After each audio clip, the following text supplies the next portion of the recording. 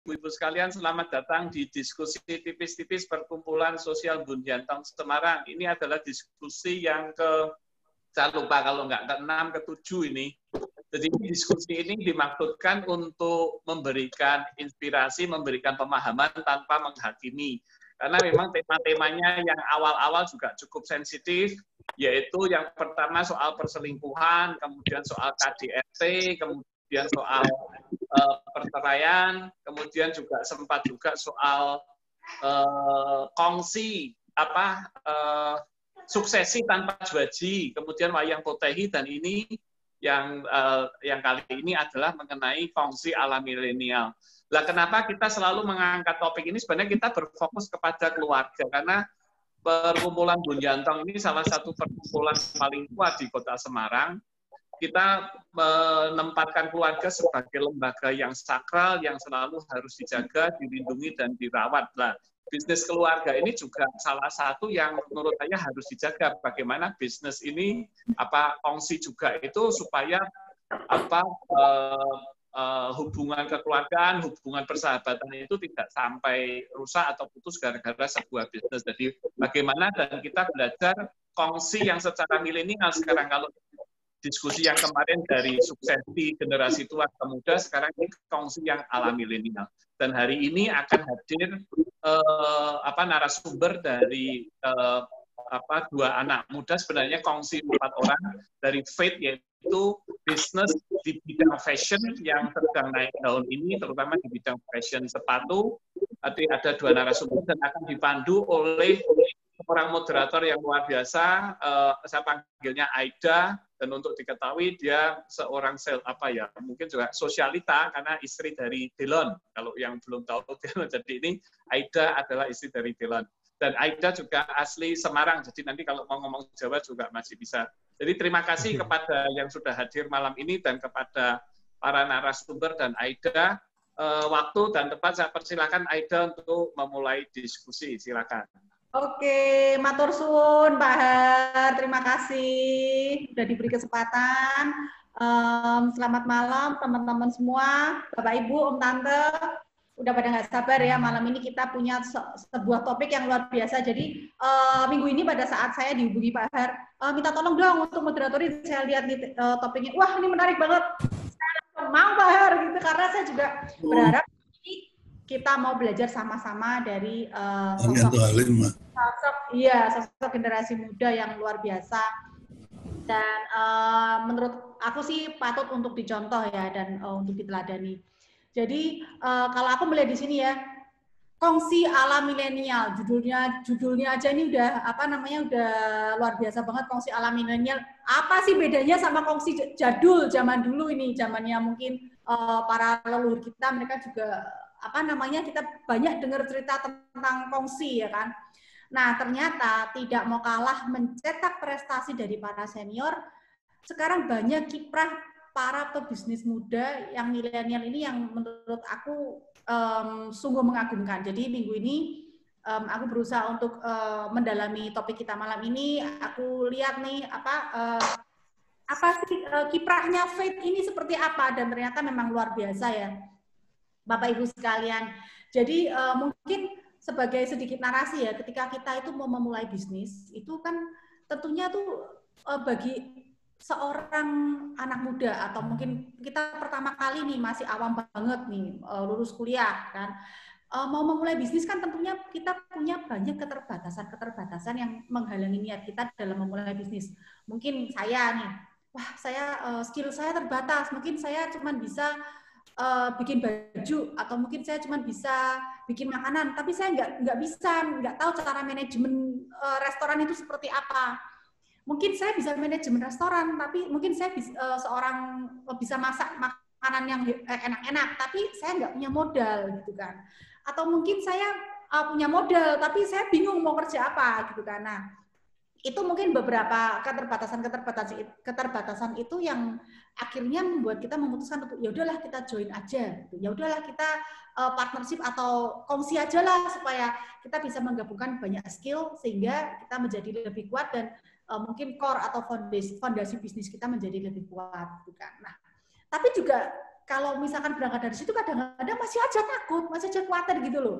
Kan banyak tuh cerita-cerita dari orang tua ya, atau mungkin kita banyak mendengar dari berita-berita gitu kan tentang adanya pecah kongsi, gagal kongsi gitu kan. Wah ini kalau misalkan kongsi sudah terlalu banyak orang nih hati-hati loh ya, nanti pecah kongsi, hati-hati loh ya, nanti ini ada yang nipu, ada yang gimana. Nah, jadi kan kalau orang bilang kalau mau kerja jangan kongsi, kongsi yang seduluran, yang konco-konco yang benar-benar sudah family aja itu bisa gagal, apalagi kalau ini cuma temen gitu kan ya.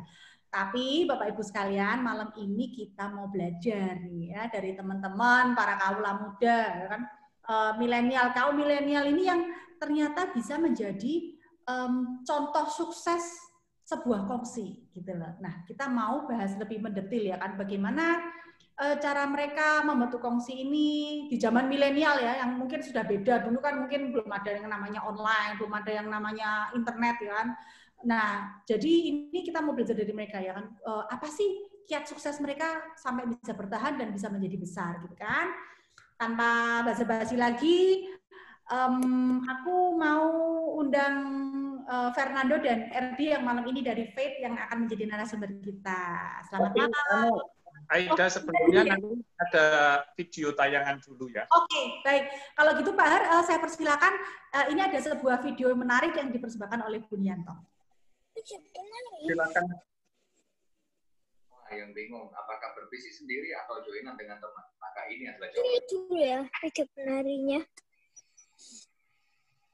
Jadi memang buat teman-teman yang pengen berjoin ya kan, saya sarankan untuk satu ya, kelemahannya adalah ketika kalian berjoin dengan orang atau kongsi dengan teman, kita tidak akan bisa memutuskan semuanya sendiri. Jadi kadang-kadang keputusan yang lambat membuat bisnis kita ini menjadi lambat juga. Jadi pastikan buat teman-teman kalau misalnya milih partner bisnis harus yang seirama, harus yang ada. Kalau bisa memang teman baik ataupun teman yang memang sudah dari lama kita tahu seperti apa kebiasaannya dia dan seperti apa sifat dia. Nah, kelemahan yang kedua adalah ketika kita bisa join dengan teman, ini tentunya kita akan lebih sedikit ya mendapatkan uang. Jadi ketika kita dikongsi sampai 2, 3, 4, 5, 6, nah tentunya dengan bisnis yang memang sudah besar nantinya, kalian akan agak sedikit kecewa sih ketika kalian mendapatkan hasil yang tentunya tidak bisa bulat ataupun setengah-setengah. Itu adalah kelemahan daripada kongsi yang kedua. Dan yang ketiga, yang terakhir adalah ketika kalian kongsi, kalian harus rela mengorbankan pertemanan kalian ketika kalian memang sudah tidak cocok dalam berbisnis. Jadi banyak sekali teman baik yang kemudian jadi teman nggak baik ketika dia itu mempunyai sebuah bisnis dan bisnisnya nggak lancar. Ini sering sekali terjadi dan memang tidak hanya di pertemanan saja, kadang-kadang kongsi dengan saudara juga bisa menyebabkan suatu keretakan hubungan ini ya, hubungan keluarga ya. Tentunya ini harus kalian siasati, nggak tahu seperti apa. Saya pikir kalian semua juga bisa menangani ini. Dan yang paling tahu keluarga kita atau saudara kita adalah kita sendiri ya. Jadi buat teman-teman semua, itulah kelemahan daripada bisnis kongsian atau bisnis berkolaborasi dengan teman. Nah, ini ada kelebihannya. Kelebihan daripada bisnis kongsian adalah kita memang lebih sedikit ya kan. Kita lebih sedikit untuk berpikir. Jadi buat teman-teman semua sekiranya mempunyai satu main bisnis.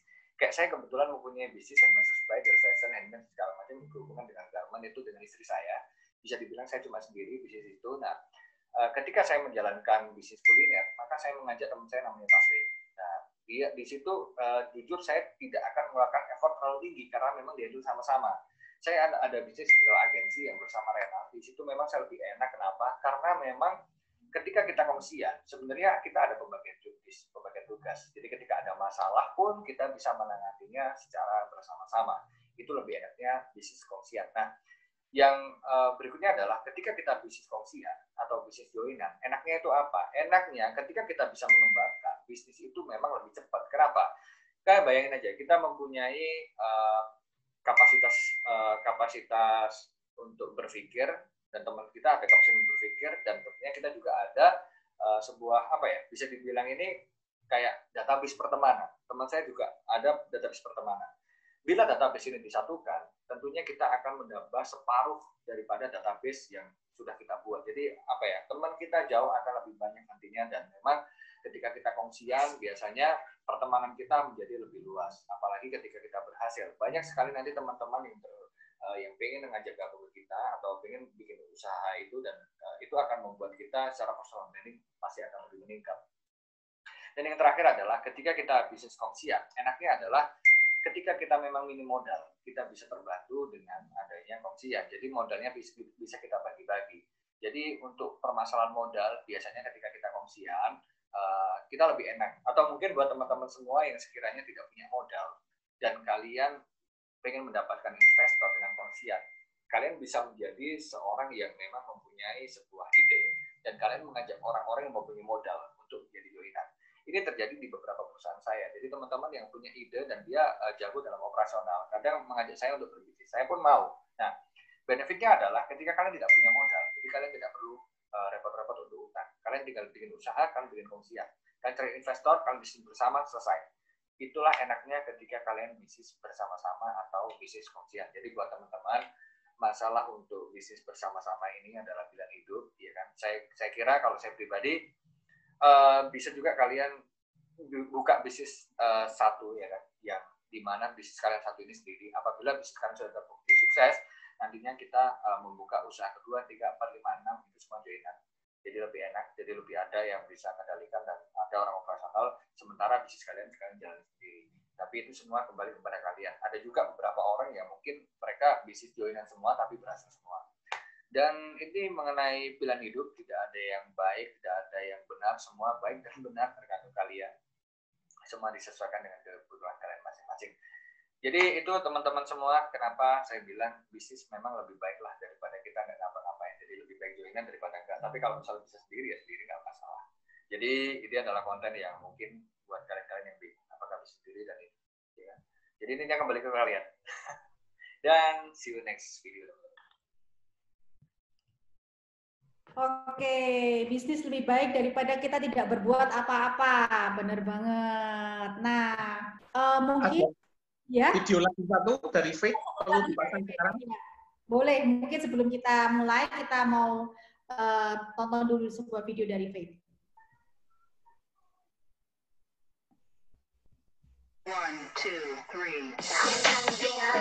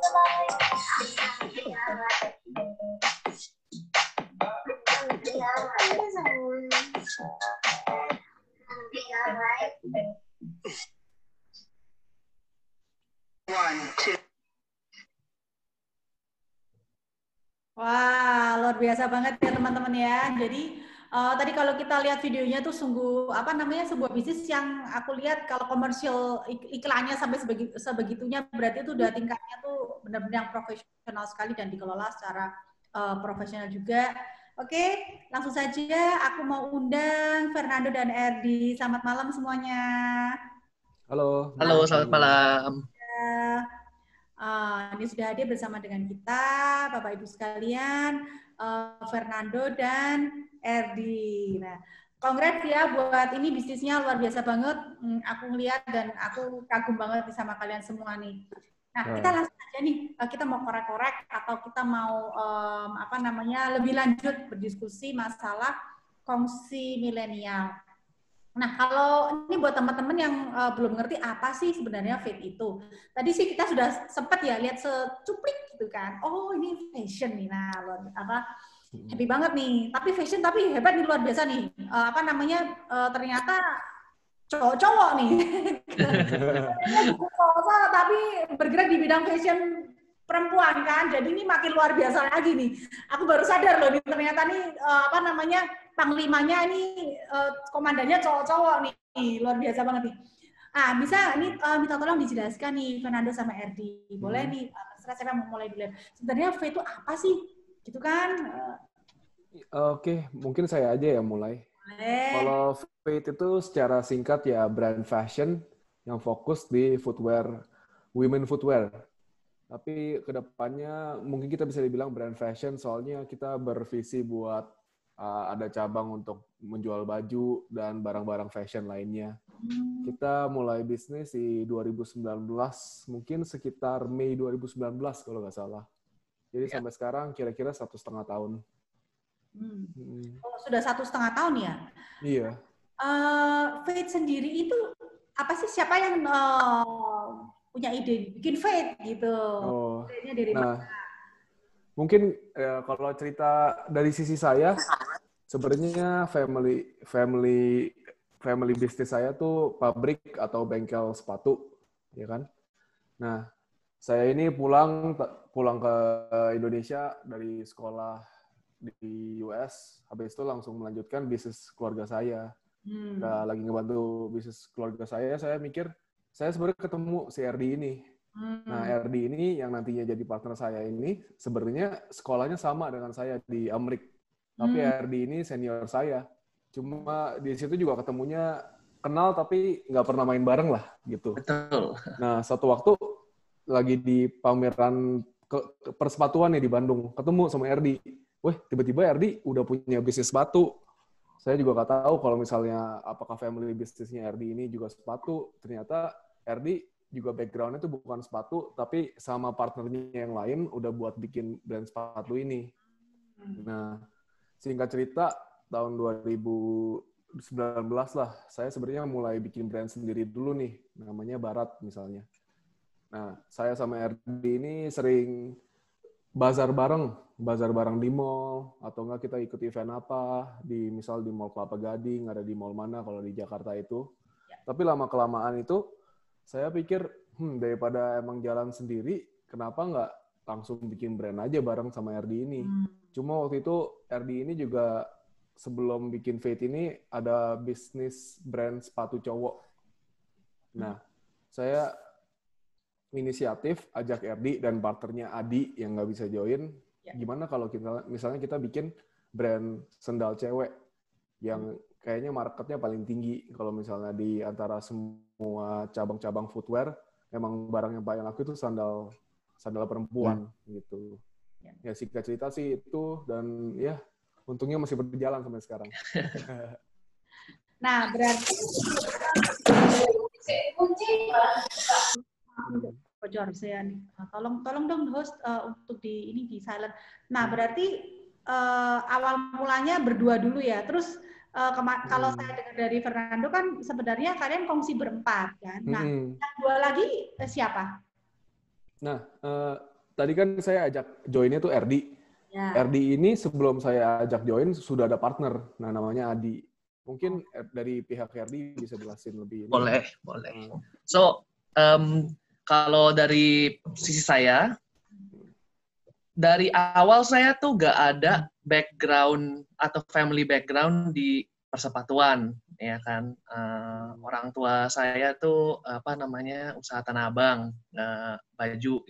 Jadi itu benar-benar saya pulang dari US, saya pulang duluan dari Fernando kan. Saya bantu orang tua dulu untuk beberapa saat. Terus rasanya kayak, ya mungkin masih muda kan, kayak rasanya tuh pengen bikin bisnis sendiri gitu, nggak nyaman gitu, kerja sama orang tua gitu. Terus akhirnya pas temen SMP SMA saya, pas dia juga udah balik ke Indonesia, abis dia dari China, ini si Adi. Nah, aku ajak, dia teman baik aku pas di SMP SMA. Ngobrol-ngobrol, ngapain habis lulus, kayak masih nggak tahu. Sama dia juga nggak pengen bantuin orang tua, nggak pengen kerja sama orang, ya kan. Jadi kayak kurang lebih tuh kita berdua sama lah gitu, kayak keinginannya gitu. Jadi kayak ya udah kita coba yuk bikin usaha bareng, bikin usaha apa gitu kan. Cari-cari tiba-tiba nggak tahu gimana ya ceritanya kayak kita cuma browsing aja di internet, akhir-akhirnya ya terjun ke sepatu dan kita benar-benar mencoba dari nol. Saya minta bantuan dana dari orang tua kan pastinya dari kita berdua. Nah kita jalanin tuh tahun 2016. 2016. Kita jalanin berdua ya, kita punya brand sepatu laki-laki namanya Hidden Heritage. Ya.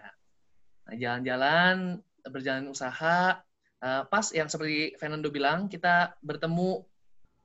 Walau emang pas di sekolah, pas di US kita jarang main bareng, cuma kenal doang. Tapi pas balik Indo ke pameran, ketemu dia, akhirnya jadi ngobrol, jadi berteman, gara-gara satu industri kan. Dan akhirnya yang seperti Fernando bilang, kita bazar bareng, pameran bersama gitu kan. Kayak buka satu tempat, tapi jualan barang dia sama barang saya gitu. Akhir-akhirnya di 2019, Fernando ngajak, kita bikin bareng, dan jadilah Fate itu di 2019 itu. Nah, jadi saya sebenarnya masuk ke Fate itu bukan sebagai individual, tapi sebagai perusahaan dengan partner saya ini. Iya. Nah, kalau boleh saya lanjutin, kan itu baru 3 orang nih yang muncul. Ya, benar. Nah, ada partner keempat. Nah, sebenarnya kalau background dari saya kan, background-nya pabrik. Jadi, RD sama Adi ini kan emang dari tahun 2016 udah bisnis online. Dan saya kan pabrik, jadi cocok banget tuh. Gimana dari beritanya produksi ketemu marketing kan? Nah, saya nggak perlu pusing jadinya. Iya. Sama kan kalau misalnya dari pihak saya, misalnya adalah kayak egoisan kayak, wah kalau misalnya mereka bisa punya brand sendiri, kenapa saya nggak bisa? Tapi lama-lama tuh di tengah jalan kayak, aduh, di pabrik saya kan waktu itu di Tangerang, gimana ya caranya kayak bikin kantor sendiri, mau ambil talent muda ke Tangerang, ngantornya di pabrik kan nggak enak. Nah, akhirnya saya ketemulah sama RD dan Adi ini. Nah, setelah ketemu RD dan Adi ini, kita juga komitmen. Kalau kita nggak ketemu satu orang lagi yang bakal jadi kasarnya muka dari brandnya, kita nggak bakal bisa jalanin Fate. Soalnya kita kan cowok semua nih. Iya. Kan nggak lucu kalau misalnya brand sandal cewek, tapi yang muncul muka-mukanya kita kan nggak afdol gitu. Nah, terus akhirnya ketemulah sama satu partner kita lagi namanya Cindy. Gitu. So, sayang banget nggak bisa hadir, cuma ya mungkin di pertemuan selanjutnya kalau ada lagi. Iya. Jalanlah Fate dari Mei 2019 sampai sekarang. Gitu. Berarti kalian ada total 4 orang ya? Iya. Betul. Siapa kerjain apa, siapa kerjain apa, tanggung jawabnya seperti apa? Mungkin saya dulu juga yang mulai. Kalau saya udah pasti gara-gara background saya pabrik, saya yang atur semua production sama development. Development itu jadi kayak kedepannya kita ada model apa aja. Jadi mungkin di Fate ini kita ada tarik, sekarang kita bisa tarik 3 bulan ke depan. Jadi kira-kira 3 bulan ke depan, misalnya Januari, Februari, dan Maret, koleksi apa aja sih yang bakal dikeluarin. Saya juga yang langsung kontak dengan supplier, ada bahan baru apa, bisa develop bahan yang kayak gimana nih, atau misalnya di bagian atas sendal namanya upper itu, wah bisa dimacem-macemin nggak, tambahin kristal, tambahin mote-mote, pokoknya itu semua bidang saya. Dan satu lagi yang saya pegang itu marketing. Jadi gimana sih itu kedepannya kayak yang tadi satu video 1 menit yang tadi di play, konsepnya gimana? Terakhir tuh kita konsepnya K-pop, Korean. Atau next collection ini kita marketingnya mau gimana? Terus mau ads-nya, materinya apa? Walaupun saya ada tim, tapi saya yang mengarahkan gitu. Nah, tapi eksekusinya dipegang oleh Cindy yang tidak ikut ini. Cindy ini sebagai creative director-nya, dia yang ngatur photoshoot, dia yang ngatur talent-talentnya siapa aja, grafiknya udah bagus atau belum. Dan dia juga yang paling sering muncul di Instagram, di platform kita. Kebanyakan sih Instagram yang menjadi muka brandnya lah gitu.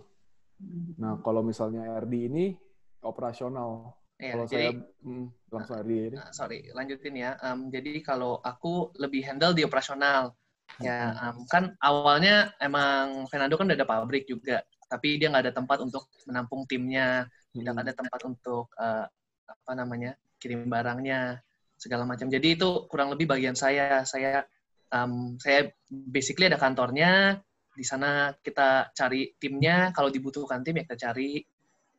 Semua masalah pengiriman, administrasi, bahkan sampai customer service itu bagian saya. Jadi ya kurang lebih suaranya bocor ya. Oke, sorry. Ya, jadi kurang lebih pembagiannya dari sisi kita kurang lebih kayak gitu. Dan saya juga merangkap sebagai finance manajernya. Gitu.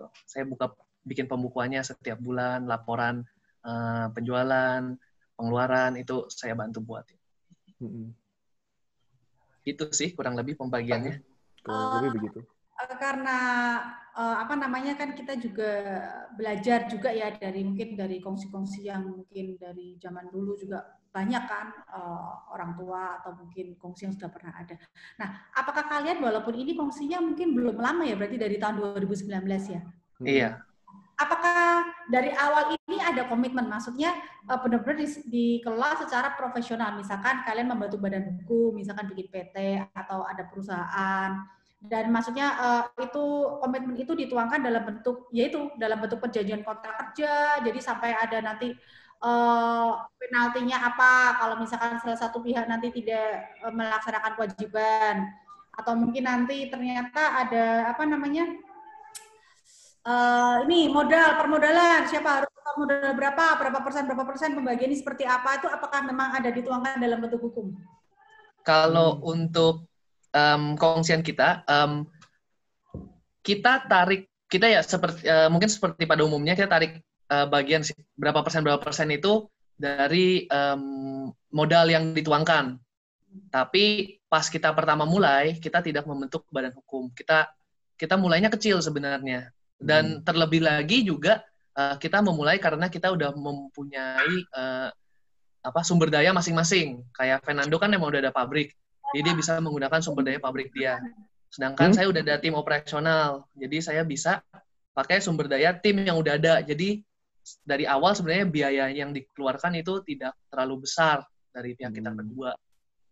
Dan pas pertama mulai ya kita tes pasar lah anggapannya kan. Jadi kita tidak langsung membentuk badan hukum dan tidak secara langsung bikin peraturan-peraturan yang resmi yang hitam di atas putih.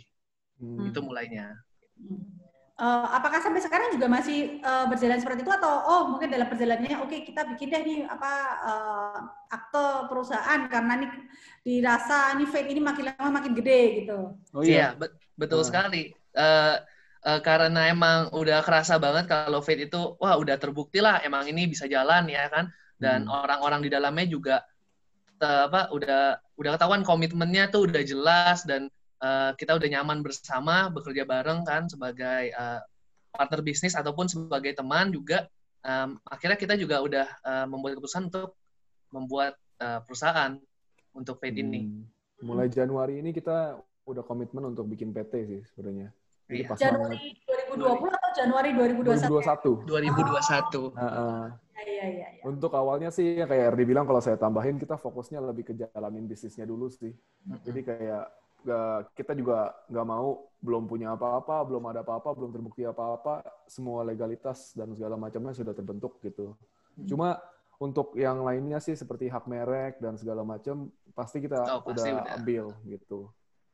Jadi secukupnya aja untuk bisnisnya bisa jalan, intinya gitu. Wait and see sambil jalan, dan di awal ini yang penting ada komitmen dulu, tapi jangan mengeluarkan modal yang terlalu besar gitu kan. Iya, jalan gitu. Betul. Butuh apa dilengkapin, butuh apa dilengkapin gitu ya. Iya. Nah,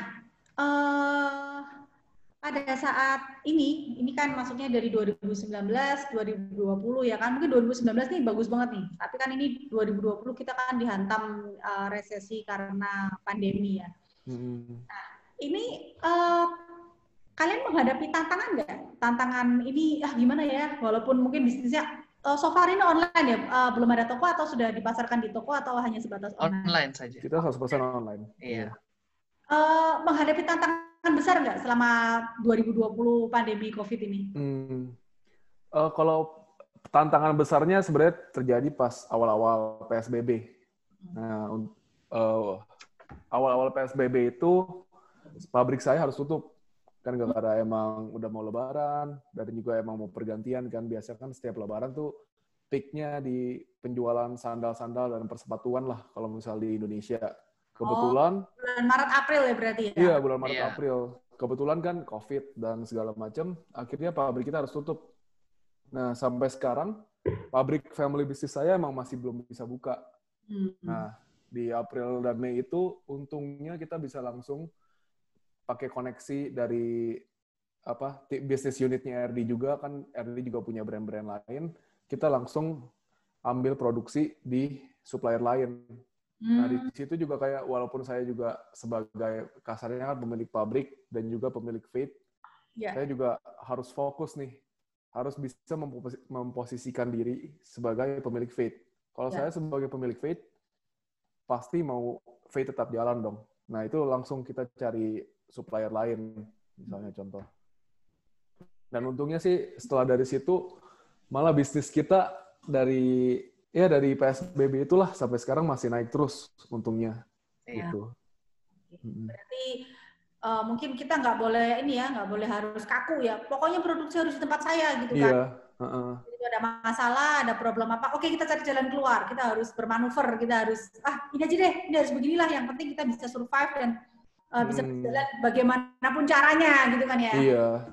Kalau RD sendiri tantangannya gimana nih pada saat ini 2020 kan mungkin RD kan lebih ke operasional ya, lebih ke marketing. Iya. Siasat menghadapi pangsa pasar yang tingkat konsumsinya ini cenderung menurun, ya kan, bahkan terjun bebas gitu kan. Apakah mungkin kita gimana caranya menggait pangsa pasar atau mungkin kita merebut pangsa pasar orang lain gitu kan. Nah, ini tantangannya seperti apa? Kalau marketing itu lebih ke Fernando. Kalau saya di operasional itu kan timnya semua kan di tempat saya kan. Dan tentunya karena emang COVID dan emang ya kita harus work from home kan semuanya, kita harus WFH.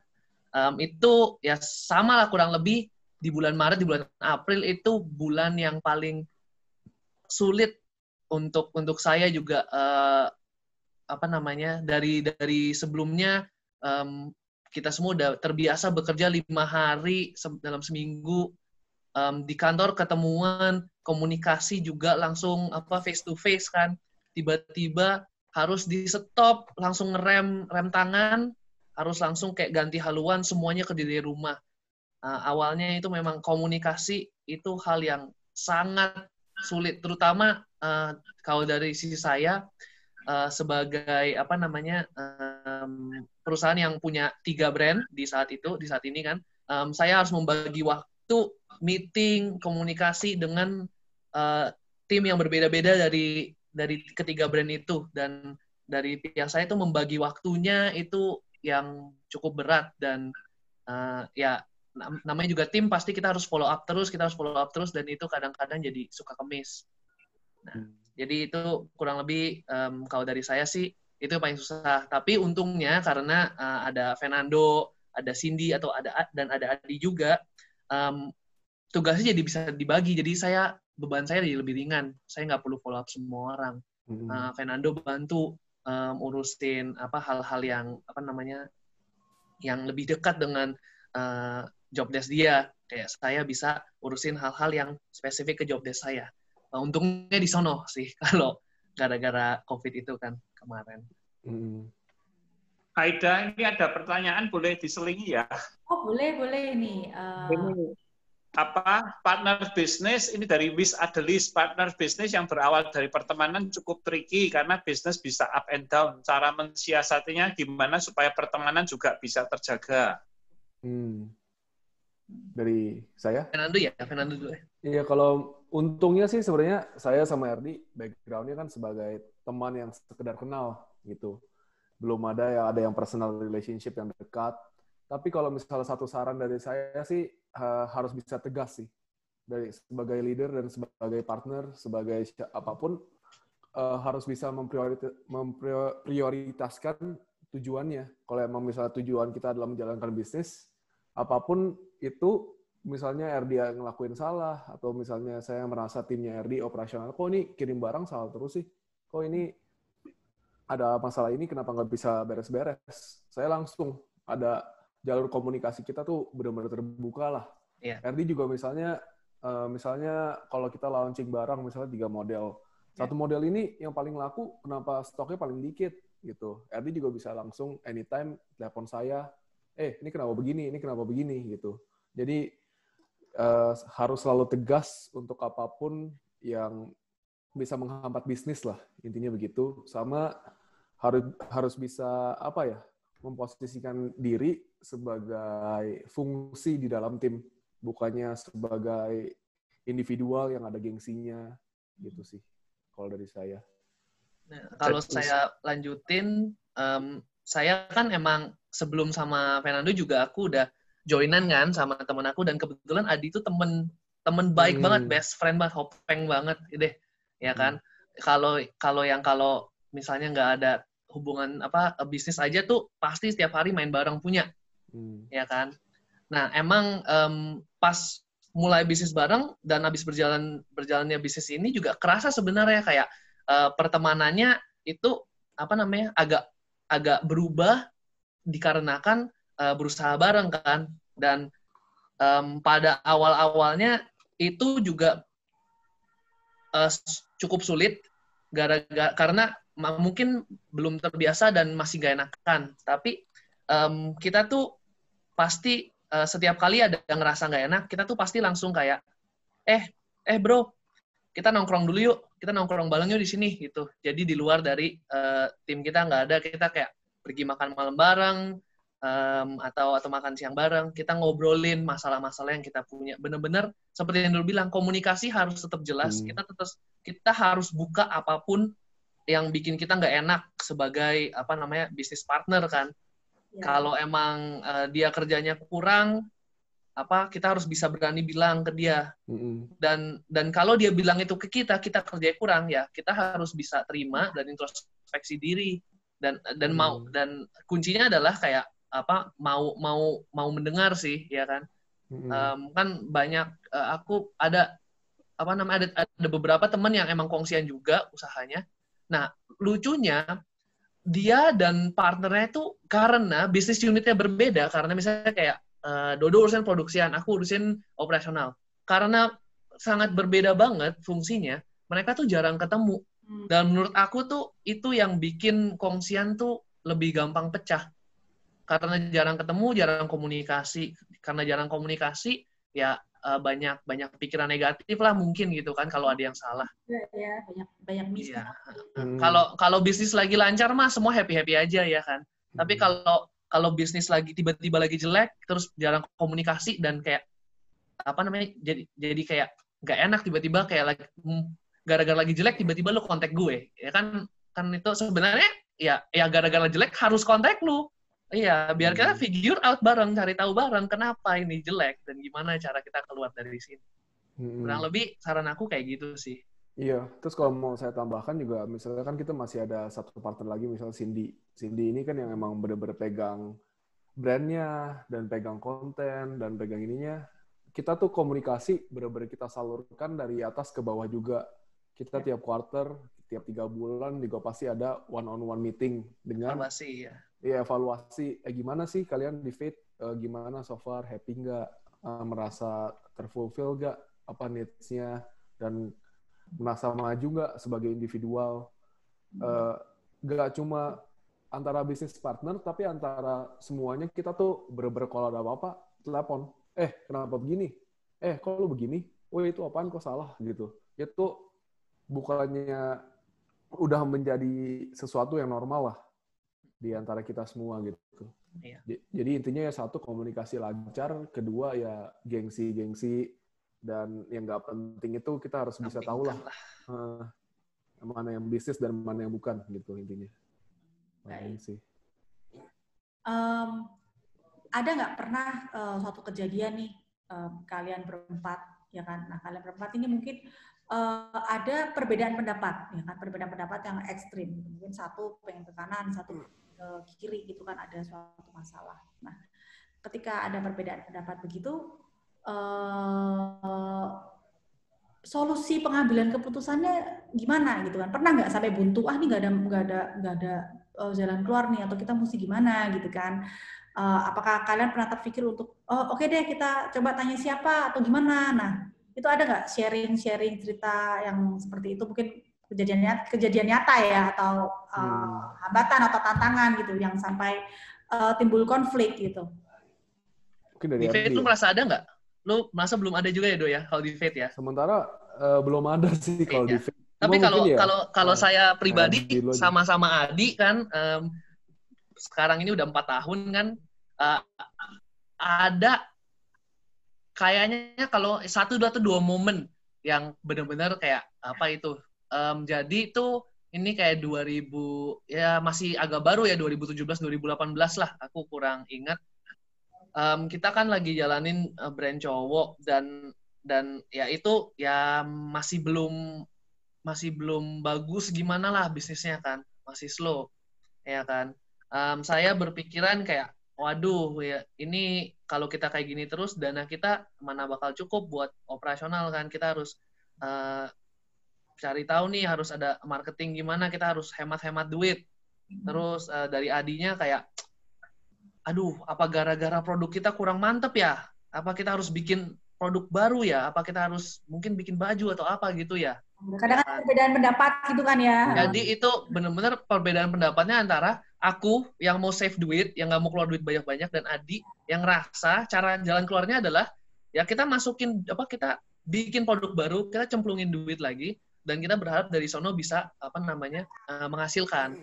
Ya dari sono ya kita sebenarnya itu di saat itu pendapatnya mungkin mungkin 180 kan. Tapi di saat itu aku ngerasa tuh kita nggak berdebat, sedangkan kita berdiskusi.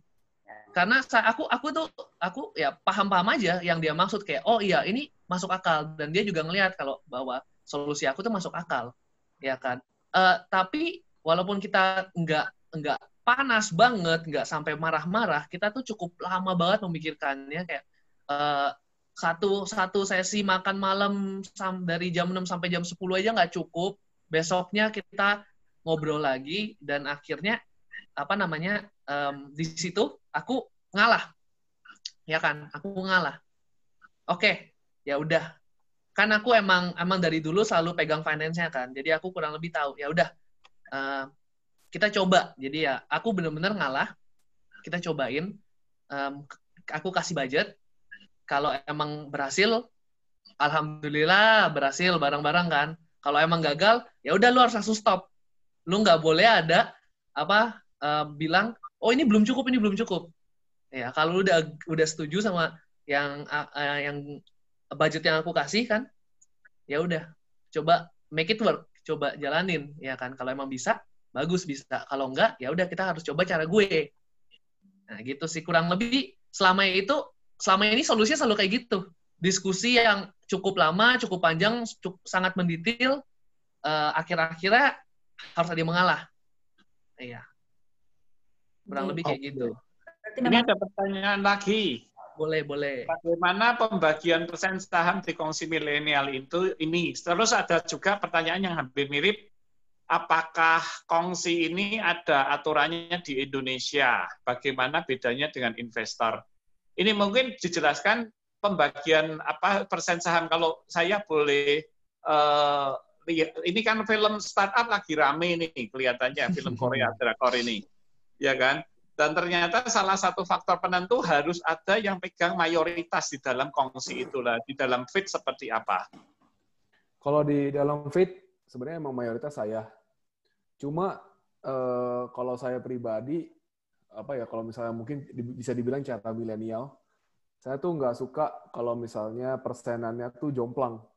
Misalnya saya 70, sisanya 15. Saya malah pribadi lebih suka kalau bisa mirip banget, misalnya 50-50. Nah, kebetulan saya pembagian sama RD, ya, saya 50, RD dan Adi 50. Jadi maksudnya Adi dan RD sebagai satu institusi, saya juga sebagai satu institusi, 50-50. Dan itu yang langsung saya propose ke mereka. Walaupun saya waktu itu kan punya pabrik. Ya. Tapi saya juga merasa dengan pembagian 50-50 itu ya kita susah bareng, kita enak bareng. Jadi kalau misalnya emang mereka kurang performing dari awal kan maksudnya di zaman-zaman susah sebelum selancar ini bisnisnya, saya juga pasti ngerasa, oh saham dia kan 50 juga, berarti saya bisa demand hal yang sama dari dia gitu. Dibanding kalau misalnya saham saya 80, dia 20, saya pasti merasa, oh ya udahlah, dia nggak kerja, dia kan 20%. Ya, saya harus ngelakuin 80% kerjaannya. Tapi dengan pembagian 50-50, menurut saya tuh jadi sama-sama enak gitu. Susahnya juga 50-50, untungnya juga 50-50 gitu. Iya. Kira-kira gitu kalau dari saya. Jadi kalau yang di startup berarti kan ya kurang pas Mas ya. Iya kan, kalau yang di startup kelihatan kalau nggak salah ada yang mayoritas 60. Ini saya nggak lihat, cuma diceritani istri saya aja. Aida mungkin kalau ada yang mau sharing dipersilahkan mungkin kalau ada dari peserta atau raise hand gitu ya.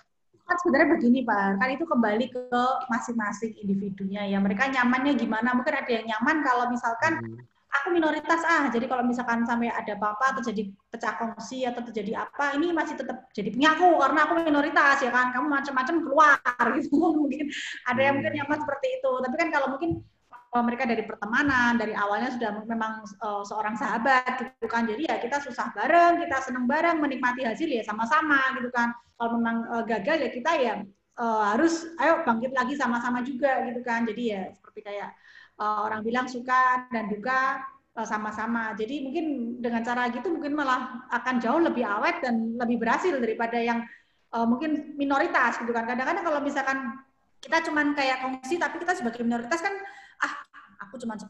Nah, kadang-kadang kalau cuma 10% atau 20% kan jadi aku merasa ngapain aku tanggung jawab gede-gede gitu kan. Ngapain where I should spend my time gitu kan. Where I should spend all my kayak apa skill yang aku punya, ya udahlah cukup 10% aja gitu. Jadi aku nggak mau terlalu banyak tanggung jawab kan. Jadi itu akan jadi jomplang gitu kan. Jadi yang di satu sisi mungkin yang punya minoritas jadi mikirnya kok aku kerja sendirian ya, kok kamu nggak tanggung jawab ya gitu kan. Terus kalau yang kenapa aku mesti tanggung jawab, kenapa aku mesti ngabisin waktu di sini, toh aku cuma 10% atau aku cuma 5% kan, mungkin bisa juga ya seperti itu juga sih. Ini ada pertanyaan lagi, kalau terjadi perbedaan pendapat, kalau anggotanya kongsi 4 orang apa nggak susah gitu? Oh, sebenarnya kita bisa dibilang berempat, tapi bisa dibilang bertiga juga sih. Kalau kan Adi dan Erdi kan sebagai satu institusi, terus saya sama juga ada Cindy gitu. Tapi sementara so far sih kita setiap kali diskusi pasti kita langsung forum berempat. Ini gimana ya ke depannya gitu. Dan untungnya ya kita juga masih belum bisa sharing. Faith so far masih nggak masalah sih. Kelihatannya solusinya kalau ada masalah diskusi, makan-makan, terus makan enak, terus dapat solusi gitu kelihatan. Selama ini itu masih bekerja sih. Ya. Tapi makannya harus enak gitu ya. Oh harus itu, harus. Sama pakai duit perusahaan juga. Iya. Dan pokoknya sebenarnya kayaknya paling enak itu kalau dari awalnya komunikasinya lancar. Iya.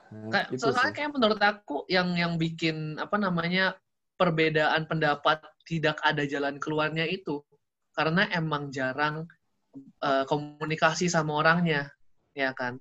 Jadi kayak kita kurang ngertiin apa posisi dia, kita kurang ngertiin sudut pandang dia, ataupun mereka kurang apapun sebaliknya gitu ke kita gitu kan. Tapi kalau sering komunikasi dan kayak pokoknya, tapi untungnya sama ini di tempat kita tuh aku selalu berusaha untuk menerapkan sistem kekeluargaan. Walaupun kita sebagai pemilik posisi orang paling tinggi di perusahaan, siapapun di perusahaan itu bisa datang ngobrol ke kita juga dan dan aku sebagai orang operasional jarang di meja sendiri malah aku tuh setiap hari keliling ke meja-meja karyawan untuk kayak setidaknya sebagai semuanya aman, kalau ada masalah di handle, kalau enggak ya buat ngobrol-ngobrol aja, ya kan. Aku nggak pengen ada orang yang merasa nggak aduh apa ya di sini gue kerja aja. Pengennya mereka sama-sama percaya gitu kan. Terutama apalagi sama partner bisnis, ya kan. Nah, jadi sama sih, masih sama sih apa yang saran aku, tetap komunikasi ya kalau bisa selancar mungkin, sering ngobrol. Jangan sampai kayak nggak enakan ngobrolin sesuatu gitu.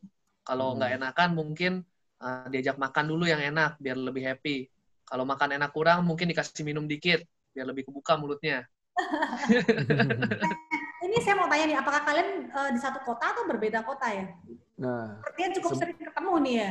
sebenarnya memang kan saya pas ajak bisnisnya RD ini, ajak joinan, gara-gara saya nggak bisa bikin kantor di tempat pabrik saya, ya kan. Jadi semua function kantor, semua function pengiriman barang, semua di Jakarta, tempatnya RD.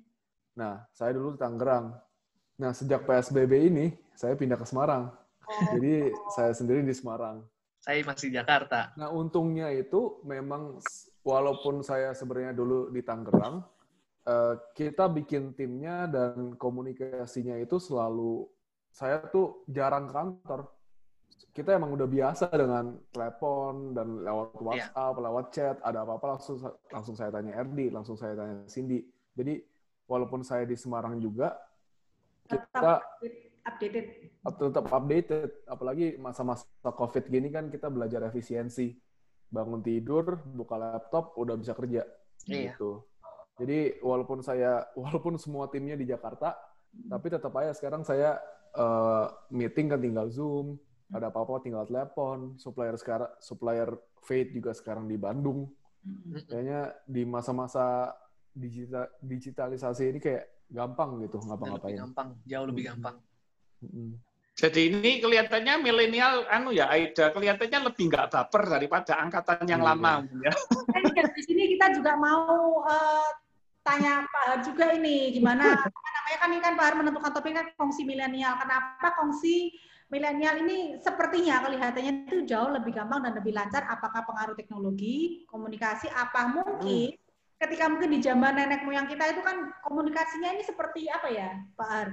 Bertingkat ya, berstrata gitu kan. Kalau kita mau ngomong sama orang tua atau ngomong dengan orang lebih tua aja itu kan ada tata cara aturannya gitu kan. Terus kalau mau ngomong mengutarakan pendapat juga harus mungkin mikir dulu, menjaga perasaan atau gimana. Itu mungkin kalau tadi saya melihat mendengar paparan atau mungkin sharing dari Fernando Amerdi kan yang penting itu satu, saling percaya. Yang kedua adalah komunikasi. Itu kan kunci membangun kongsi supaya bisa kita ini semua permasalahan bisa diatasi dengan lancar gitu kan. Nah, jadi Pak Har juga nanti sebagai penutup nih bisa memberikan sharing-sharing sedikit ya. Ini ada satu pertanyaan menarik nih. Dari Hidayat Cokrojoyo. Nanya dong konsep penerapan komputerisasi bagaimana? Ini mungkin yang dimaksud sistem ya mungkin ya. Mungkin sistem apakah transparan atau apakah mungkin teman-teman semuanya nih bisa ngelihat atau gimana nih? Saya terus terang kurang jelas juga nih dengan pertanyaannya. Konsep penerapan komputerisasi. Mungkin mulai dari konsep order sampai ke penjualan sampai ke pembukuannya bagaimana mungkin? Mungkin saya buka habis itu diteruskan sama RD ya. Boleh. Nah, enaknya sekarang ini mungkin di zaman digitalisasi banyak banget function yang kita bisa lempar keluar. Nomor satu itu sekarang ini banyak banget namanya fulfillment center. Nah, fulfillment center itu apa sih? Itu sebagai pusat untuk menerima order dan mengirimkan barang. Jadi sekarang ini Fate ini pengiriman barang dan storage atau pergudangan itu sama sekali kita nggak pegang. Ada namanya third party gitu. Nah, fulfillment center ini misalnya kita pas launching nih, kita bilang misalnya terjual 500 produk. Semua produk masuk ke marketplace kita, sekarang kita paling banyak di Shopee, dan Shopee ini sistemnya udah integrasi dengan fulfillment center ini. Di fulfillment center ini ada servernya, ada data-datanya, mereka juga langsung otomatis proses pengiriman dan langsung terkirim gitu. Jadi kalau misalnya mungkin dibanding zaman dulu sebelum ada fulfillment center, kita akan terima order, kita print label masing-masing, packing sendiri, tempel, semua dikirim ke JNE atau ke pengiriman lainnya. Kalau sekarang ini enak gitu. Ada di Shopee langsung ya? Iya, jadi semuanya tuh udah Namanya Shopee juga. terkoneksi lah semua. Apalagi Ada pihak ketiga yang menangani logistiknya gitu kan. iya, pihak ketiga yang menangani logistik dan juga pihak ketiganya ini sistemnya ini sudah terintegrasi dengan website dan Shopee kita juga. Jadi semua marketplace ini masuk order, kita nggak perlu manual order masukin ke tempat pengiriman lagi. Jadi semuanya itu udah satu sirkulasi, satu jaringan. Dan itu mungkin juga mengurangi friksi-friksi yang kalau zaman dulu itu bisa jadi marai geger kan. Wah ini lupa dikirim, itu bisa geger kongsinya, ya kan? Iya, Kalau iya. ini kan ada pihak ketiga yang untuk disalahkan gitu ya. Betul. Awal-awal kita pas mulai bisnis semua manual kirim kan. Ya ada pasti. Lupa dikirim, salah kirim, salah model, Lebih parah lagi itu. Ada misalnya salah 10 nama. produksi, salah 10 warna. nama, alamatnya semuanya turun ke bawah 1. Alhasil 10 alamat salah kirim barang semua gitu. Nah itu bisa jadi rame terus kalau nggak segera ada solusinya lah. Untung ada betul.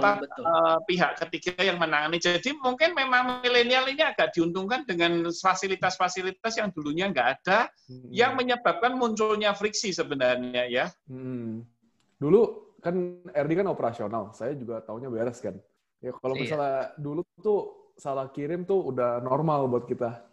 Tapi ya itu, saya selalu cari gimana nih kalau salah kirim terus. Apalagi lama-lama kan penjualan naik. Nggak mungkin lah kalau kita kirim sendiri. Akhirnya kita ketemu third party ini.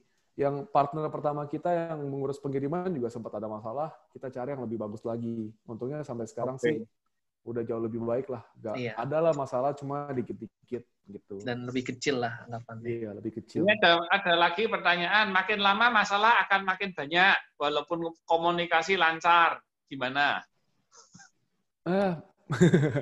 Mungkin kalau dari saya itu sih, kalau menambahkan ya, kalau ada api harus langsung dipadamkan gitu. Oke. Contoh misalnya kayak aku inget nih sama Adi nih. Adi sama RD kan ada brand lain nih, brand sepatu cowok dan sepatu cewek.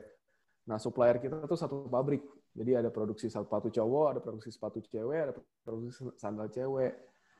Dapat info dari supplier misalnya, waduh, barangnya fit, paling sering dikirim nih. Barang-barang lain nggak dikirim. Kok prioritasnya fit sih? Misalnya Adi di info begitu dari RD. Nah, sayanya sendiri langsung kontak ke Adi.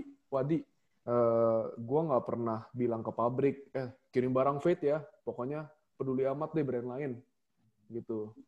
Jadi langsung tuh frontal bilang, Di, gue nggak kayak gitu loh. Adinya juga, oh iya tenang aja, gue juga ngerasa gitu kok, gitu. Nggak miskom ya? Jadi benar-benar ada potensi api dikit, siram. Ada potensi api dikit, siram. Jadi selalu kita jaga nih keharmonisan dan komunikasi lah intinya. Intinya di komunikasi, dan kelihatannya milenial ini kalau saya lihat Aida lebih terbuka, lebih nggak baperan lah istilahnya dibanding kalau yang generasi sebelumnya. Ini ada pertanyaan dari Stephen Fong. Aida, mungkin dibuka mic-nya aja ya, agak panjang ini pertanyaannya. Boleh. Gimana? Stephen Fong silakan. Bertanya langsung nih. Pak Stephen Fong. Selamat malam, Bapak-bapak. Selamat malam, Pak Stephen. Cukup menarik karena kalian milenial dan saya sebenarnya sudah bukan milenial lagi nih, sekelas sama Pak Har. Saya ingin menanyakan, saya itu ada kongsi, saya lebih sebagai investor dan partner saya ini mostly milenial yang masih seumuran sama kalian mungkin ya. Kira-kira barusan nggak barusan lulus juga lah, sudah married, udah punya anak satu, umurnya mungkin ya sekitar 30 ya, early 30 lah. Nah ini kita company based di Jakarta, saya ada di Semarang, the project di Jakarta, Jogja, sama Labuan Bajo. Mostly kita cuman communicate with all the shareholder by WA group. Karena kebanyakan juga kita sibuk masing-masing, mostly investor juga, juga bukan milenial, tapi so far sih so good ya. Yang kita takutin apakah ini ada potential konflik in the future menurut kalian? Karena kunci dari kongsi kan harus lebih ke komunikasi ya. Betul. As you Betul. said, kalau bisnis jalan lancar sih nggak ada masalah, everything's okay lah. Cuman kalau ada trouble, ada ini kan langsung itu. Nah, bisa trigger Betul. fire in the bushes kalau kamu nggak cepetan ini kan. Gede-gede. Mohon saran deh kalian sebagai milenial ya. Thank you. Mungkin dari saya dulu ya. Nah, sebenarnya ada sih situasi yang bisa direlasikan. Kan kita kelihatan banget nih milenial, bisnisnya online. Nah, banyak juga kasarnya generasi di atas kita yang mengajak kita buat, yuk bikin brand online bareng kita. Kita support deh pabrik, gitu. Nah, kebetulan ada nih partner, salah satu brand yang kita bakal buat lagi, itu brand sepatu bayi misalnya. Nah, brand sepatu bayi ini basisnya itu di Surabaya. Nah, dia mau menggandeng kita yang udah kelihatan terbukti bisa menjual barang secara online untuk jadi partner dia. Nah, kalau misalnya dari pihak yang menjalankan, kalau saran dari partner saya yang pabriknya di Surabaya itu, dia selalu mau ada orang finance yang bisa ditelepon kapan aja, ditanya, ini transfer ini kenapa? Ini transfer itu kenapa? Ini kenapa begini, ini kenapa begitu? Dan kalau bisa, orang ini bukan salah satu dari bisnis partner, ya kan, Er? Iya, betul. Jadi ada satu orang ini yang benar-benar bisa ditanya kapan aja untuk permasalahan finance. Itu nomor satu yang saya bisa kasih saran. Dan nomor dua ini mungkin saya pribadi, di semua project itu harus ada satu yang pemegang, ya mungkin yang tadi Pak Har bilang, salah satu yang menjalankan. Siapa sih yang bakal follow up semuanya ini? Siapa yang bakal jadi kasarnya kepalanya untuk menggerakkan semuanya? Kalau misalnya emang nggak ada function yang jelas, susah kalau misalnya kita mau kejar-kejar gitu. Nah, kalau misalnya di project baru kita ini yang nanti bakal join dengan Pabrik Surabaya, saya emang udah tahu posisi saya ini sebagai yang bakal menjalankan. Kalau saya nggak nanya ke sana-sini, project ini nggak bakal jalan gitu. Jadi mungkin yang nomor satu itu finance, nomor dua itu function atau fungsi dari awalnya juga udah harus jelas sih. Siapa yang kerjain siapa yang kerjain apa gitu. Mungkin itu kalau dari saya. Mungkin saya bisa tambahin kali ya, Pak Steven. Yang saya lihat, halo? Iya. Halo, ya lanjut. Loh, kok putus? Coba saya cari. Waduh. Halo. Artinya putus ya? Mungkin nggak apa-apa bisa join lagi. Halo, aduh sorry maaf. Putus tadi. Iya, udah bisa dengar suara saya lagi? Udah. Oke. Sorry. Mungkin untuk kalau saya mau menambahkan, setuju banget sama yang pertama itu transparansi. Jadi Pak Steven sebagai investor itu harus punya hak untuk diberikan akses ke semua semua akses finansial. Seperti contohnya paling simpel ya akses ke Klik BCA gitu kan. Itu sebenarnya Pak Steven harus punya hak untuk mendapat. Halo? Waduh, putus lagi ya. Putus lagi. Mungkin yang dimaksud finansial, halo? Halo, sorry. Aneh banget ini. Oke. Semoga udah nggak kenapa-napa lagi ya, mohon maaf. Ini kalau di Semarang namanya malam Jumat ini.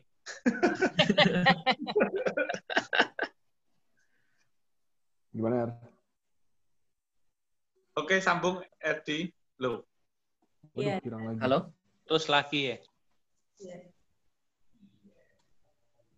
Mungkin dilanjutin aja nih sama Fernando tadi yang menanggapi tadi masalah sistem, masalah online ini tadi ya. Yang mana ya? Tadi yang pertanyaan dari Pak Steven ini tadi. Komunikasi kan, jadi kan komunikasi kan tadi yang tadi Pak Steven bilang kan, so far kita kan hanya by WA, by apa gitu kan. Nah itu kendalanya. Nah ini sudah jalan. Seperti ya seperti internet saya yang bermasalah nih. Semoga udah nggak kenapa-napa lagi deh. Tadi yang menanggapin Pak Stephen tadi itu loh. Oh iya, oke. Saya langsung lanjut aja ya. Saya setuju banget sama Dodo. Yang pertama itu transparansi, ya kan? Pasti sebagai investor kan apa masuk suntik dana kan ya, dan pasti sebagai investor juga pengen tahu duitnya dipakai buat apa aja, ya kan? Jadi mungkin saran saya itu sebagai investor, Pak Stephen itu punya hak untuk mendapatkan akses finansialnya, seperti contohnya akses ke klik BCA-nya, ya kan? Atau yang kedua itu seperti yang seperti partner kita yang di Surabaya itu bilang kayak, aku pengen ada akses ke satu orang yang emang megang finance kalian, jadi aku bisa nanya ke dia daripada aku nanya ke kalian terus ganggu waktu kalian itu kan, bilangnya gitu. Terus ya, menurut aku kalau kongsian tuh pasti semua orang punya kewajiban masing-masing. Kayak selain Pak Har punya hak untuk mendapatkan akses ke finansial itu, ya mereka punya kewajiban, partner-partnernya Pak Stephen itu punya kewajiban untuk memberikan informasi apapun yang Pak Stephen minta, itu informasinya kan harus bisa mereka berikan. Iya. Dan mungkin kalau secara bicara doang itu nggak cukup, ya itu bisa ditulis di hitam di atas putihnya sebagai hak dan kewajiban masing-masingnya. Mungkin dari pengalaman aku yang masih cukup terbatas itu yang aku lihat sebagai beberapa hal penting kali ya. Oke. Ini ada pertanyaan dari Pak Suyena Ade Gunawan. Aida, mungkin disuruh open mic juga ya Pak Suyena. Selamat malam Pak Suyena. Pak Suyena. Masih ada nggak Pak Suyenanya? Coba saya cek juga. Mungkin hostnya bisa bantu dong untuk cekkan ke mic-nya. Kayaknya udah nggak ada. Udah nggak ada ya? Udah nggak ada. Nah ini pertanyaannya menarik juga nih. Tolong dijelaskan dulu apa kongsi itu, apakah ada aturannya di Indonesia gitu kan? Apakah dalam kongsi ada partner? Apa bedanya dengan investor? Bagaimana menentukan hak dan kewajiban investor? Nah mungkin bisa sharing aja nih. Kalau menurut aku sih kan itu kembali kepada komitmen masing-masing ya. Atau mungkin Pak Har yang lebih senior nih bisa membantu kita nih Pak Har. Iya. Ya kalau saya sih mungkin yang dimaksud Pak Suyena tadi kelihatannya dia masih mempertanyakan pada awal-awal diskusi. Papa. Woi. Tanya ya mesti rada menyombongkan diri toh. Tuh. Bocor. Oke, Pak Har. Oke. Jadi kalau saya lihat ini kongsi sih tadi Pak Suyena di pertanyaannya kan bilang wah ini kelihatan bukan ngomong kongsi tapi business operational, tapi ini sebenarnya kongsi sih dan menanyakan soal legalnya. Jadi sebenarnya yang menarik di Pak Dodo dan Pak Erdi ini mereka melakukan kongsinya sebenarnya awalnya juga hampir sama dengan orang-orang zaman dulu. Jadi karena pertemanan, karena kenal mereka melakukan kongsi. Tapi yang saya lihat sangat berbeda adalah keterbukaannya. Itu yang menurut saya sangat berbeda sekali dengan zaman dahulu. Dan juga banyak hal-hal teknis yang sudah bisa diselesaikan dengan beberapa fasilitas maupun aplikasi yang sekarang di zaman digital ini ada. Jadi, tapi yang paling penting kalau saya lihat bedanya yang sangat beda adalah di keterbukaan tadi sih.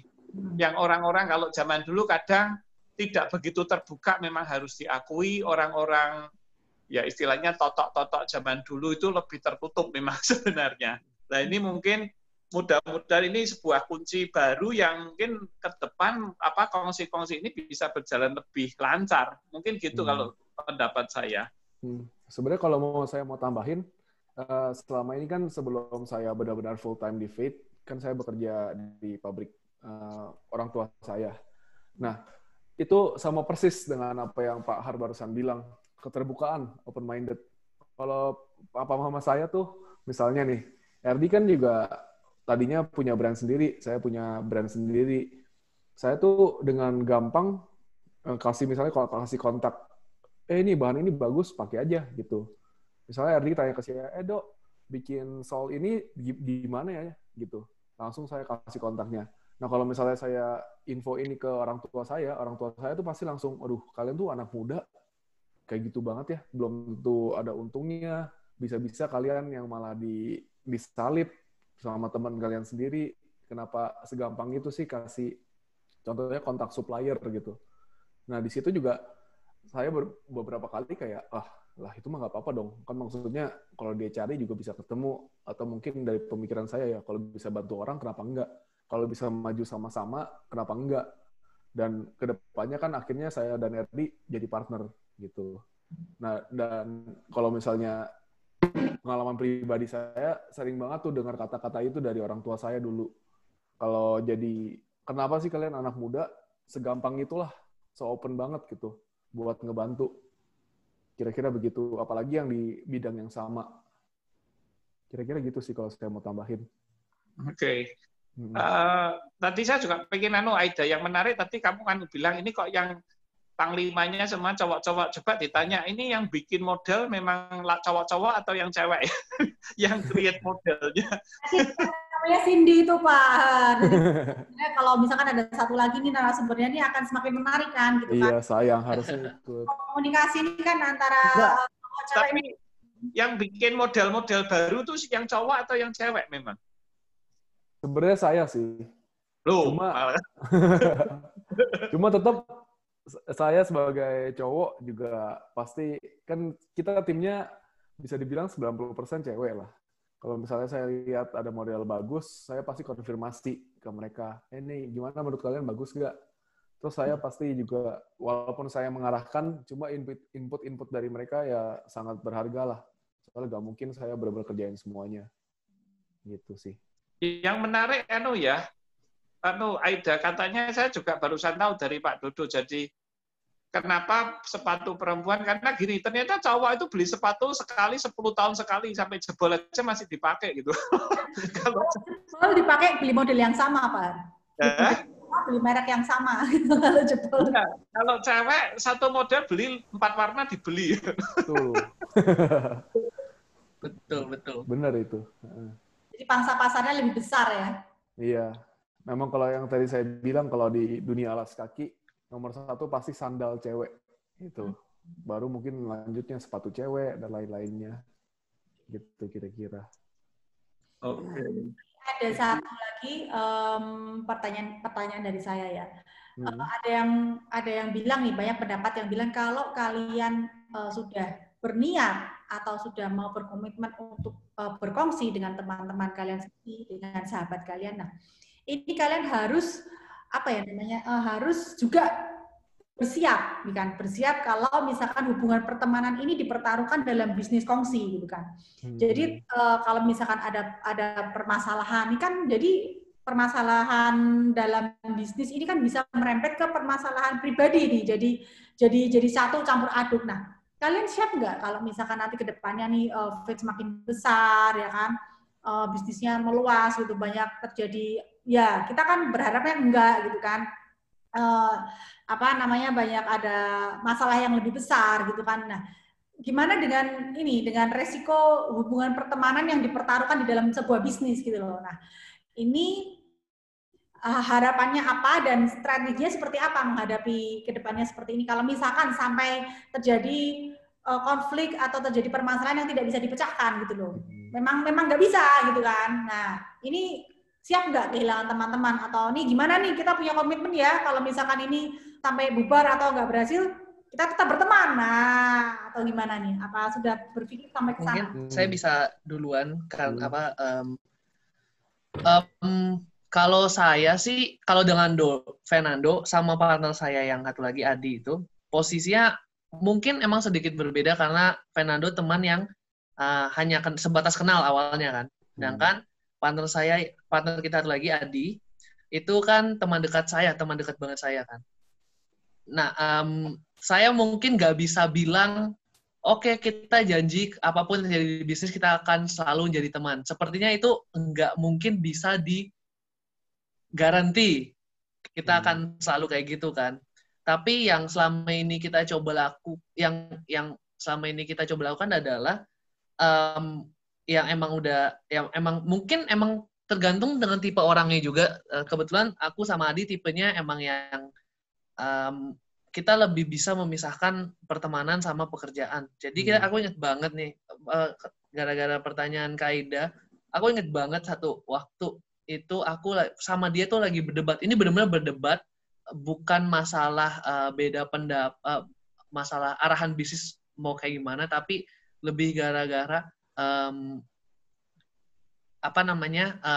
Adi ngerasa kerjaan aku nggak bener, ya kan? Kerjaan aku nggak bener. Dia konfront aku nggak mau terima gitu kan. Kayak, enggak, gue kerjainnya bener kok kayak gini. Lu aja yang nggak ngerti caranya gitu kan. Kurang lebih kayak gitu. Debat panas. Ya kan? Itu kita debat di kantor 1-2 jam, ya kan? Habis itu kayak nggak ada resolusi gitu kan. Kita pulang ya, terus besok balik kantor udah kayak maksudnya kayak aku akhir-akhirnya ya bisa pulang tenang, introspeksi diri lagi seperti biasa lah. Kayak kita semua pasti harus introspeksi diri terus menerus kan, mau udah berumur juga kan. Kayak yang dia ngomong tuh bener, yang dia ngomong tuh salah, ya kan. Kalau emang udah ketemu udah bisa tenangin diri ya, aku lebih lebih bisa mikir dari sisi dia gitu kan. Besoknya balik kantor bisa minta maaf lah gitu kan. Kalau dia kadang-kadang bener, kadang-kadang ya aku nggak emang salah, kadang-kadang dia salah. Tapi apapun debatnya pasti harus ada pihak yang minta maaf. Ya mengalah lah anggapannya gitu kan. Emang mungkin kalau dipikir itu agak susah kan, tapi kalau dipikir-pikir pasti ada pihak yang lebih salah. Bukan masalah lebih salah deh sebenarnya kan. Kita sebagai manusia mau nggak sih mengesampingkan ego kita, mengesampingkan rasa pride kita untuk ya udah minta maaf aja gitu. Bisa aja emang dua-duanya salah, bisa aja emang cuma satu pihak salah, ya kan. Tapi kan sampai akhirnya bisa berdebat aja itu udah ya sebenarnya metode yang salah gitu kan. Jadi sebenarnya kayak selama ini kejadiannya nggak cuma sekali, tapi ada 3-4 kali kayak gitu. Akhirnya ya antara aku minta maaf, kalau nggak Adi minta maaf. Malam-malamnya juga ya pergi makan lagi, minum-minum lagi. Ya aku sih berharap kedepannya bisa selalu begitu, dan ya pokoknya kalau di sampai saat dimana benar-benar nggak mau ngalah, ya aku harus benar-benar yang ngelihat balik lagi, dan selama ini aku selalu bisa mengalah. Kenapa dan kenapa enggak kali ini gitu loh? Kenapa harus kali ini yang bikin kita bubar gitu kan? Gitu sih. Kalau dari Fernando sendiri gimana? Kalau dari saya sendiri sih mungkin kalau sebelum mulai bisnis, saya juga pernah lah beberapa kali mau kongsi sama orang lain. Mau jalan bisnis ini, jalan bisnis itu, jalan bisnis ini. Kenapa bisnis-bisnis itu tidak jalan? Soalnya saya ngerasa tujuan dari awal itu bukan lebih ke arah menjalankan bisnis, tapi lebih ke ego masing-masing. Jadi saya ada beberapa partner yang ngejalanin bisnis tuh demi dia kaya, atau demi dia sukses, atau demi dia apa. Jadi dia punya tujuan personal masing-masing gitu. Gue mau kaya, yuk kita bikin bisnis, gimana sih cara jalan bisnis? Tapi lama-kelamaan jalan, kelihatan fokus dia tuh lebih ke arah, waduh gimana ya cara gue kelihatan sukses ya, gimana cara gue kelihatan orang yang pinter ya, orang yang smart gitu. Tapi untungnya kalau saya dengan Faith dan teman-teman lain, kita bisa mengesampingkan ego kita. Dan ya kalau misalnya kita emang fokusnya kerja, ya kita harus cari solusi untuk semua masalah pekerjaan gitu. Jadi kalau misalnya pertanyaannya adalah siap nggak kalau misalnya kita nggak jadi teman lagi, itu dari awal juga kita tujuannya adalah menjalankan bisnis gitu. Jadi harusnya sih ke depannya kalau misalnya, walaupun lama-kelamaan saya dengan tim dan partner-partner lain juga punya personal relationship yang sangat dekat di luar pekerjaan juga. Cuma kita dari awal udah tahu lah masing-masing juga bahwa tujuan kita adalah menjalankan bisnis gitu. Jadi kita mengkesampingkan lah ego-ego kita itu. Kayak misalnya kemarin yang pabrik saya tutup, saya kan sebagai pemilik pabrik juga kayak, aduh masa selama ini produksi tempat gua harus lempar untung ke tempat lain sih. Tapi kan di posisi-posisi itu malah kita kan diharapkan untuk memprioritaskan bisnis bukan pribadi gitu. Mungkin itu sih kalau dari saya. Jadi mengesampingkan ego ya, yang maksudnya kita harus punya komitmen awal yang benar gitu kan, fokusnya yang benar, jadi lebih kompak gitu kan ya. Nah ini sebagai penutup nih ya, mungkin pertanyaannya udah masih ada lagi ya? Sudah terjawab semua ini. Ada pesan nggak buat teman-teman ini yang mungkin mau memulai bisnis kongsi tapi ragu-ragu gitu kan, banyak pikiran gitu kan, banyak banyak. Walaupun dari cerita-cerita kalian tadi nih, aku ngedengerin nih banyak banget, aku dapat inspirasi nih walaupun, dan mungkin aku yakin juga Bapak Ibu yang ada di sini, teman-teman semua juga terinspirasi dari kalian kan. Oh ternyata selama ini aku gagal nih, kemarin kayak gini nih, ternyata aku salah nih, nggak boleh begini, harus begini gitu kan. Nah, banyak juga ya kita mendapatkan ilmu dari Fernando dan Eri juga. Nah, ini pesan tips buat teman-teman apa nih sebagai penutup? Dari saya dulu ya. Ya walaupun mungkin kalau dibandingin sama semua yang ada di grup ini, kita pengalamannya paling dikit. Cuma kita sebisa mungkin mau kasih apapun lah yang bisa dipelajarin. Menurut saya sih, kongsi atau enggak tuh balik lagi ke pribadi masing-masing sih. Teman saya ada beberapa teman dekat saya kayak, kok lu bisa sih kongsi sama temen? Gue tuh nggak bisa banget loh. Kayak joinan sama teman, harus kerja bareng. Saya lebih suka kerja sendiri gitu. Nah, tapi saya pribadi justru itu pemikiran yang sama sekali bertolak belakang dengan apa yang saya percayain gitu. Saya suka banget punya partner malah. Ya pusing bareng-bareng intinya. Ada teman diskusi bareng. Soalnya kayak kalau kita bisa ada diskusi yang sehat itu sangat sangat dinamis gitu. Kayak kita maju bareng, dan kalau misalnya satu orang dibanding 2 orang, apalagi dibanding 3 orang, 4 orang, menurut saya sih lebih bisa maju kalau misalnya partnernya banyak gitu. Apalagi ya itu kalau dari awal partnernya itu emang jelas siapa mereka mau ngapain dan mereka di sini itu untuk apa gitu. Dan mungkin nomor 2 ya mungkin ada yang bisa dibilang kan misalnya idealis. Ada orang yang idealis, ada orang yang kebalikannya idealis, ada realis kan. Ya kita juga harus mencoba sebisa mungkin untuk menjadi realis. Kondisi kita ke depannya gimana sih? Saya pribadi tuh sukanya apa sih?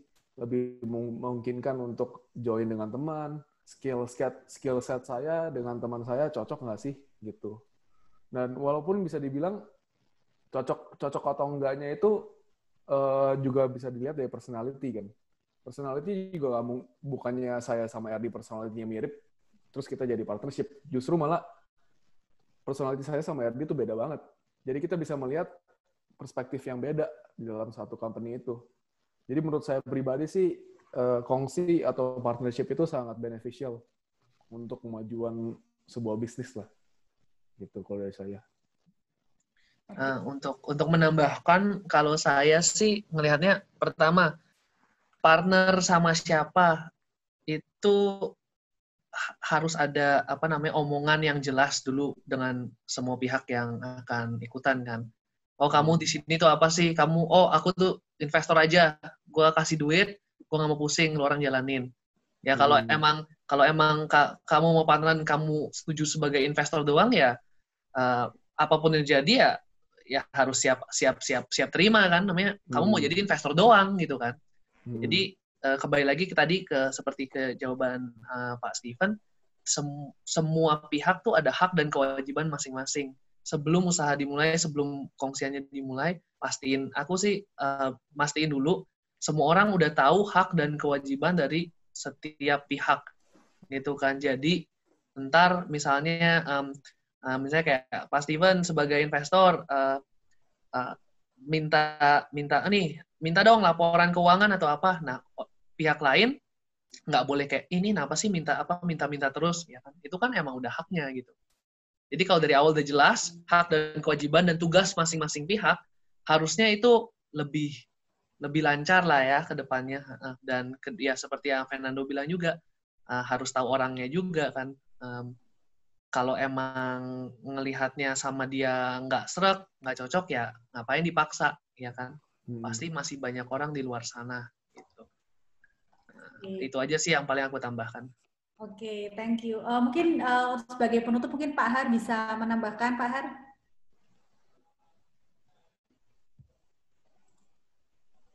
Masih mute. Oke. Sorry.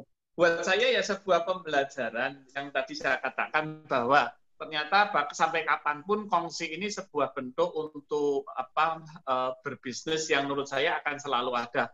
Karena kan ada pepatah gini, kalau mau cepat ya jalan sendirian, tapi kalau mau jauh ya jalannya rame-rame gitu kan. Jadi kelihatannya memang ini nantinya akan menjadi sebuah pakem yang masih akan dinamis, dan memang kongsi atau tidak saya setuju sekali tergantung dari masing-masing individu, kecocokannya dan lain-lain. Tapi ke depan saya lihat dengan keterbukaan, dengan profesional, dengan transparansi yang makin baik, menurut saya kongsi itu menjadi sebuah bentuk bisnis yang lebih sangat memungkinkan sekali terjadi dan dalam jangka panjang juga. Jadi saya ya banyak belajar untuk anak-anak muda ini yang sudah ternyata mempunyai sikap yang sangat berbeda sekali dengan zaman saya, dan mereka juga sangat profesional di dalam memulai usahanya. Mungkin dari saya itu tambahannya.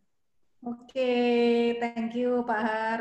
Mungkin dari Bapak Ibu sekalian, kalau sudah nggak ada yang bertanya, mungkin cukup jelas ya Pak. Ada yang mau nambah-nambah nggak yang peserta?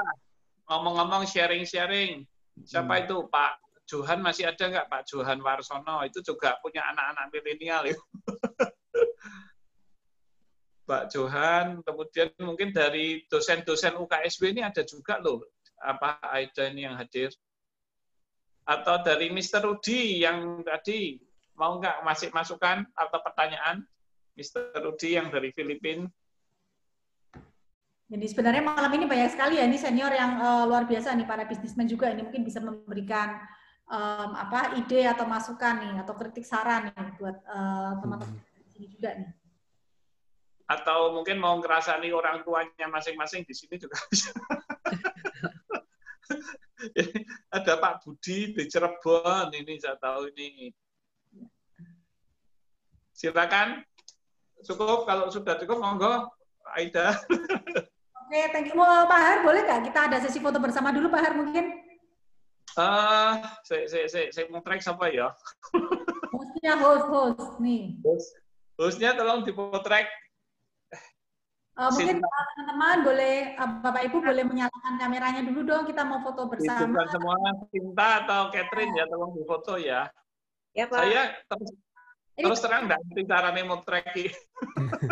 Tolong dipersilakan dulu untuk buka kameranya dong.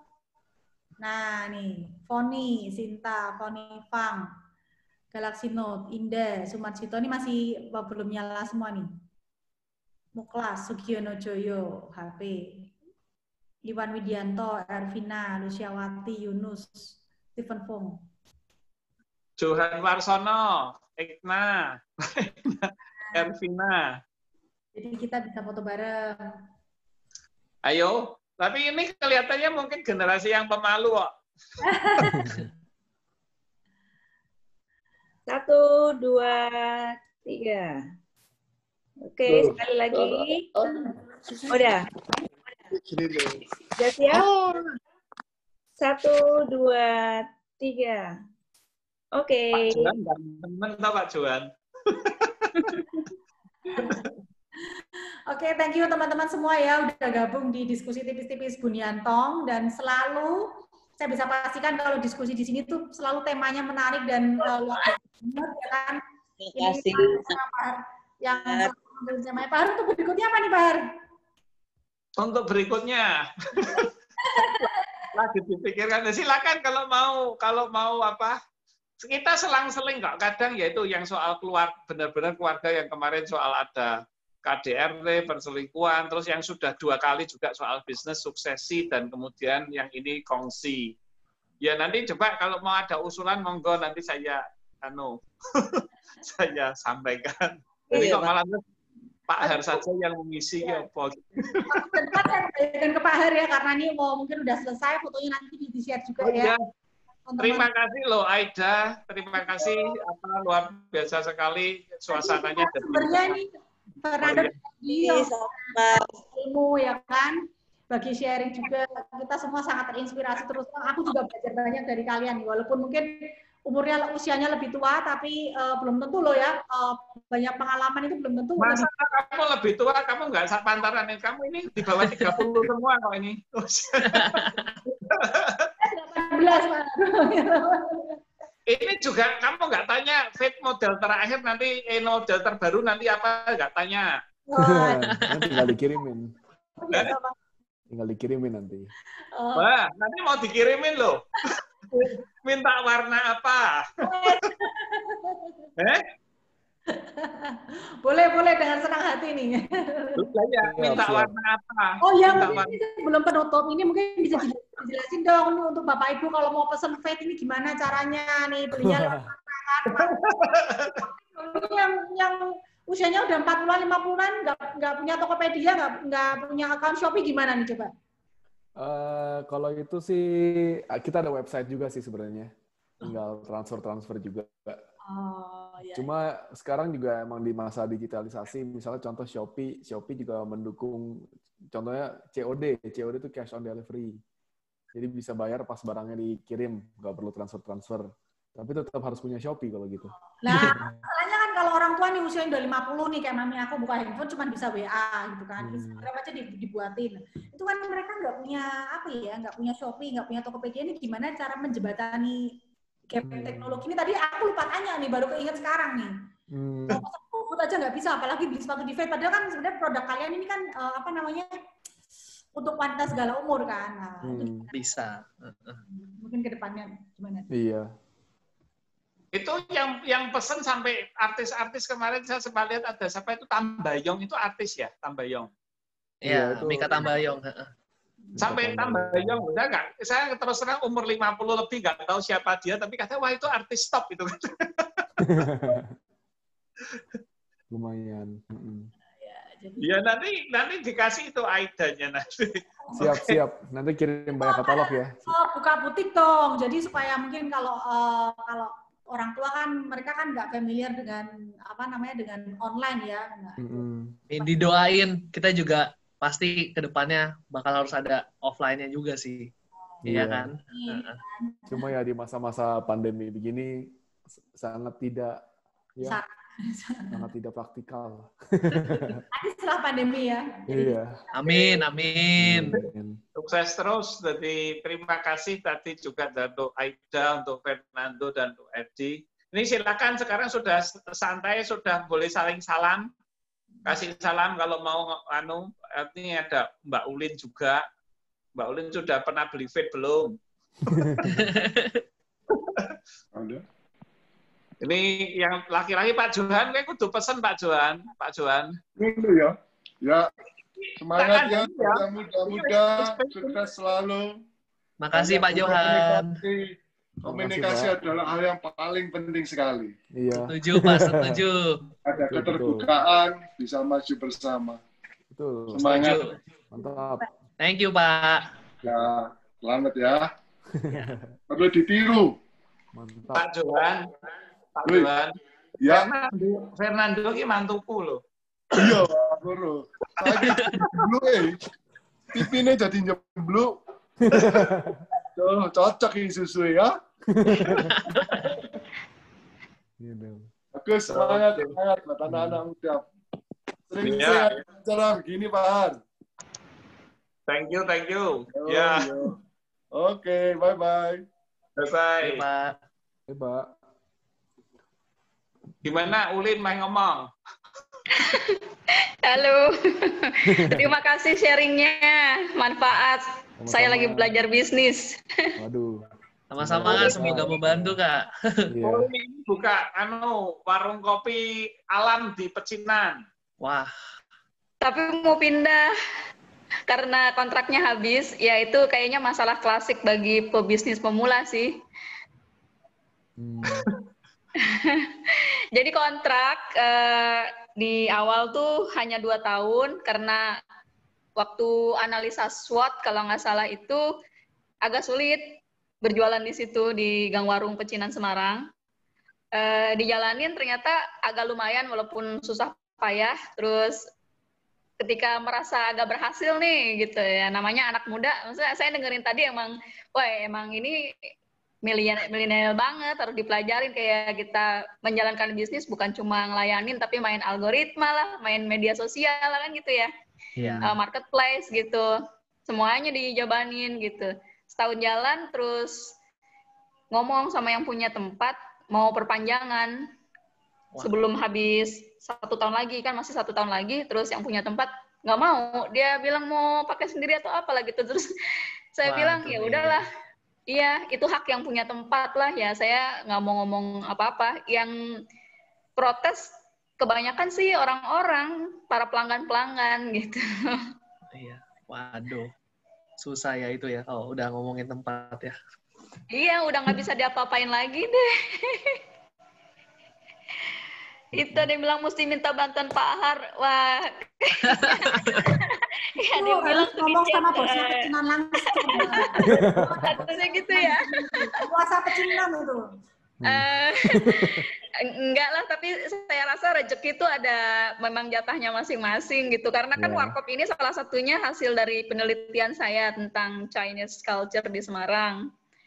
Chinese culture di Semarang tuh ternyata punya perputaran dagang kopi yang cukup signifikan dan baik, dan Semarang itu salah satu pengekspor kopi utama di zaman Hindia Belanda karena ada perusahaan pabrik kopi pertama dengan mesin modern di zaman kolonial Belanda. Jadi belum ada Indonesia, pabrik ini muncul dan punya orang Semarang. Jadi karena nama Indonesia belum ada zaman itu. Tahun 1916, jadi udah 104 tahun sekarang. Wah, gila. Dan saya bantu keluarga itu. Hah? Ini Mbak Ulin ini juga pengurus Bundiantong loh. Jadi dia etnisnya Jawa, Muslim, tapi jadi pengurus Bundiantong loh, bayang loh.